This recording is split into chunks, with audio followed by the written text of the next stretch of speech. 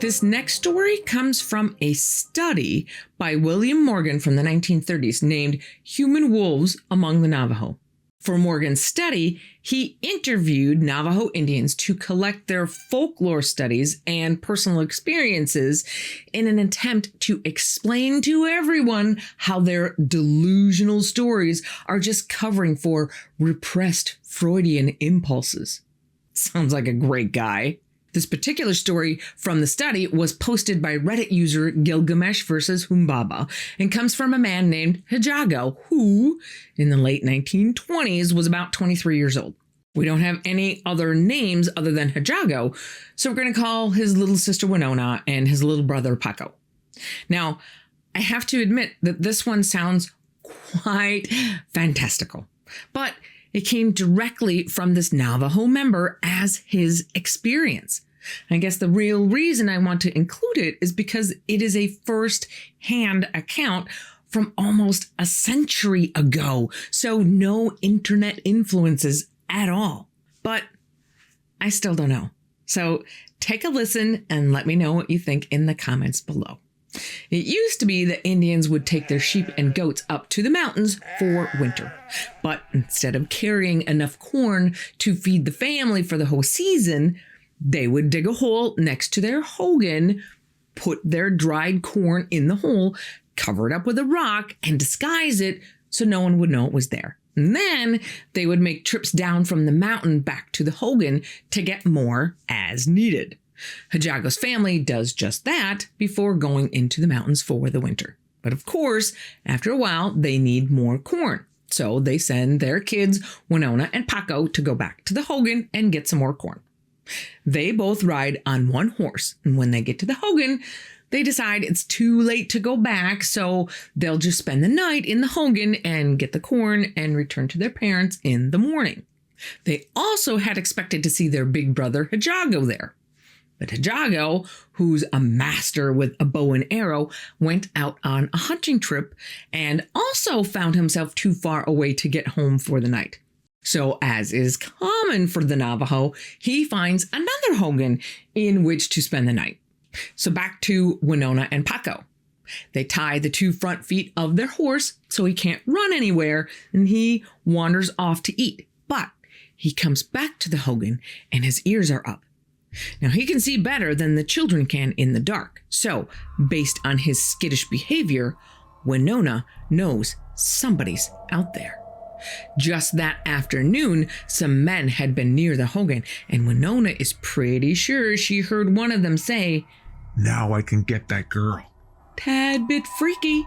That night, she sees a dark shadow in the woods and immediately knows that a human wolf, or what we now call a skinwalker, is after her. But she doesn't tell Paco. Instead, she digs a hole under the hogan and tells Paco to get in. And if anyone comes, he needs to crawl outside and ride fast back to their family. And she will try to fight as long as she can. And she ties a blanket over the door as much as she can, hoping it'll slow down the wolf long enough for Paco to get away. That night, Winona is woken up when she hears some mud fall off the top of the hogan, and she knows the wolf has come.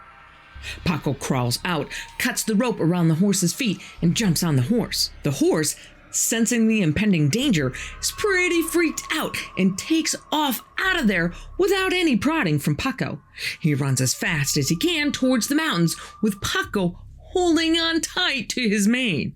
When Paco reaches his parents, he tells them what's happening back at home.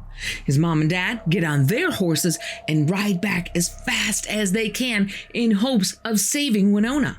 Back at the hogan, the human wolf gets in, and Winona fights him as hard as she can.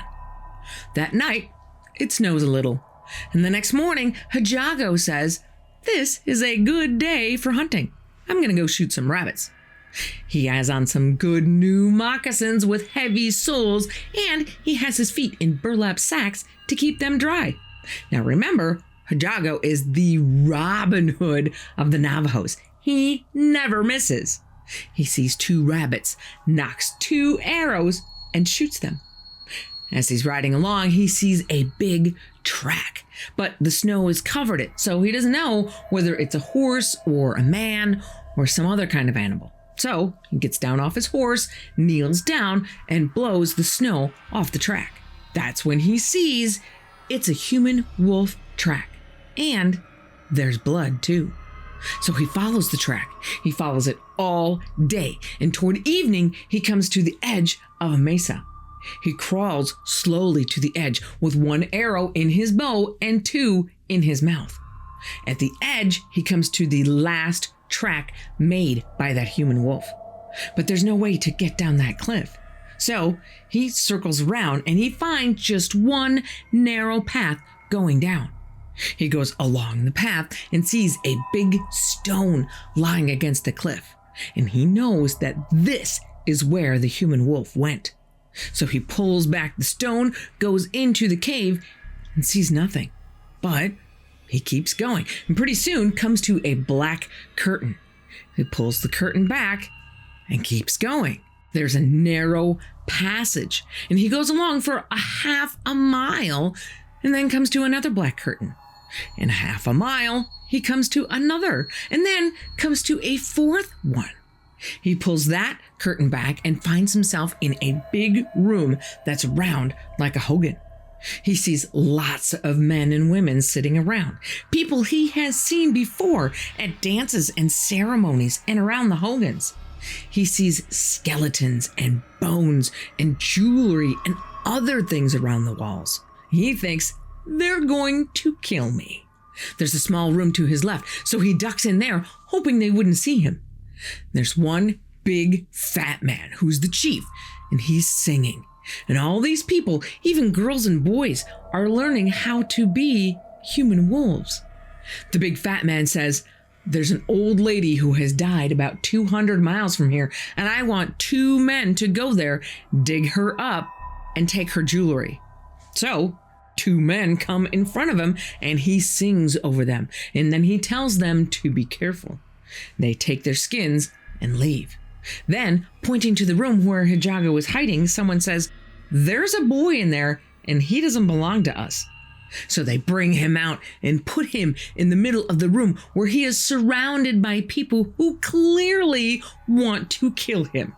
And his mind is racing, thinking, how do I get out of here? He wants to get their eagle feathers because those feathers are the key to their power. Take the feathers, take the power, and all of this will be over.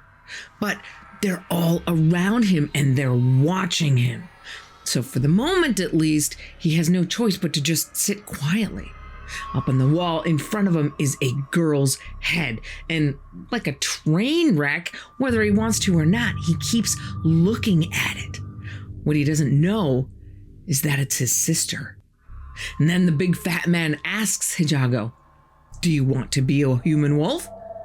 And Hijago's pretty horrified by the idea, but the man says, "You can study to be a wolf, or we will kill you."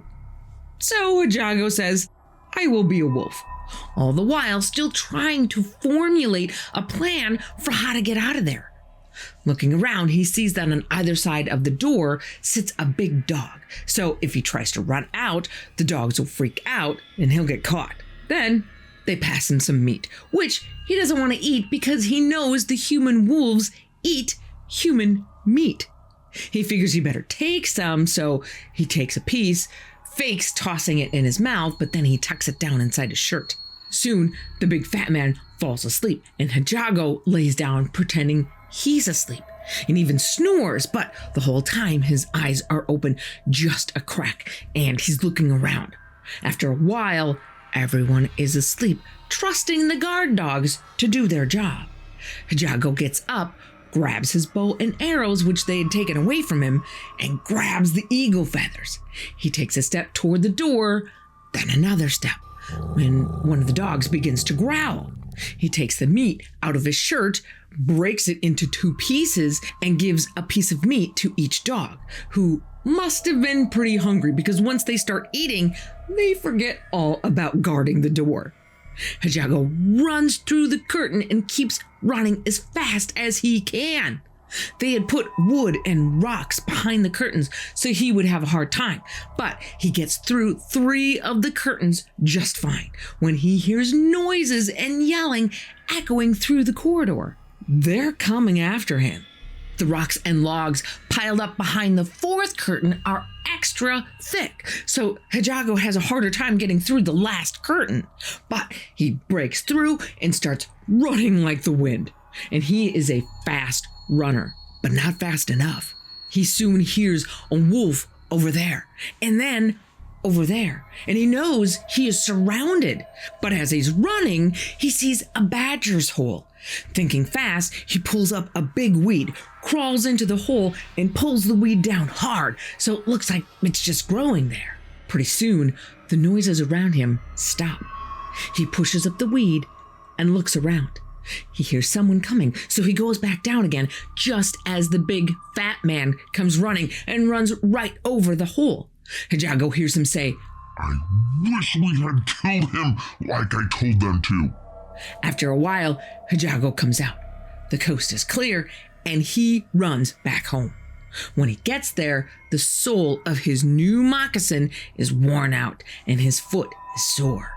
A couple of nights later, there's a gathering for a war dance nearby, and his family goes over there. But Hijago doesn't go because his foot is still sore.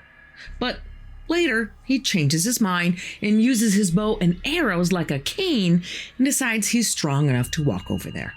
When he gets there, he sees the big fat man who is chief of the human wolves sitting on a big white horse. He and his wife are all dressed in fine clothes with lots of bracelets and necklaces. Hijago says, "I'm going to shoot that man." So he quietly goes around the circle of wagons and people until he is right behind the man.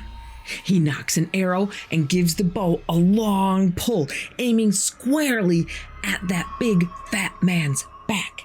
He looses the arrow, which goes in so far that only a little bit remains visible.